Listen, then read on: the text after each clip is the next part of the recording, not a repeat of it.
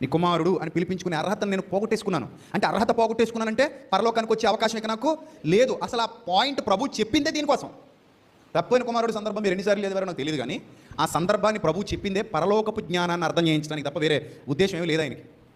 అందుకే భూ సంబంధమైన సంగతులతో ఏమి నేర్పించాడు ఆయన? పరసంబంధమైన సంగతులు నేర్పించాడు. భూ సంబంధమైన సంగతులు ఉదాహరణలుగా చూపిస్తూ వేటి నేర్పించాడు? పరసంబంధమైన సంగతులు నేర్పించాడు. ఇప్పుడు నేను దేనికి విరోధంగా పాపం చేశానని తప్పైన కుమారుడు అంటున్నాడు? పరలోకమునకు విరోధంగా నేను పాపం చేశానంటే నువ్వు ఇచ్చే ఆస్తిని పోగొట్టుకుంటున్నాను, నువ్వు ఇచ్చే ఆ అంతస్తును పోగొట్టుకుంటున్నాను, నువ్వు ఇచ్చే ఆ నిత్య జీవాన్ని పోగొట్టుకుంటున్నాను, సంతోషాన్ని పోగొట్టుకుంటున్నాను, ఆనందాన్ని పోగొట్టుకుంటున్నాను. ఎప్పుడు మరణం నా వశం అవుతుందో, నేను ఎప్పుడు మరణం వశం అవుతుందో నాకు తెలీదు. నేను చనిపోయిన తర్వాత నీ సన్నిధికి రాలేను, ఎందుకంటే నేను నీకు దూరం అయిపోయాను. ఇప్పుడు ఇమ్మీడియట్గా నేను ఏం చేయాలి? నీతో సమాధాన పడాలి. అప్పుడే తండ్రి ప్రేమలో నాకు దీవెన ఉంటుంది, తండ్రి ప్రేమలో నాకు ఆశీర్వాదం ఉంటుంది. నేను సమాధాన పడనంత వరకు ఆ దీవెన ఆశీర్వాదం నా సొంతం కాదు. కాబట్టి వచ్చేట నీ ఎదుట పాపం చేశాను, ఇక మీదట నీ కుమారుడిని అనిపించుకున్నటకు యోగ్యుడను కాను అంటే అప్పుడు తండ్రి ప్రేమ చూపిస్తున్నాడు. తండ్రి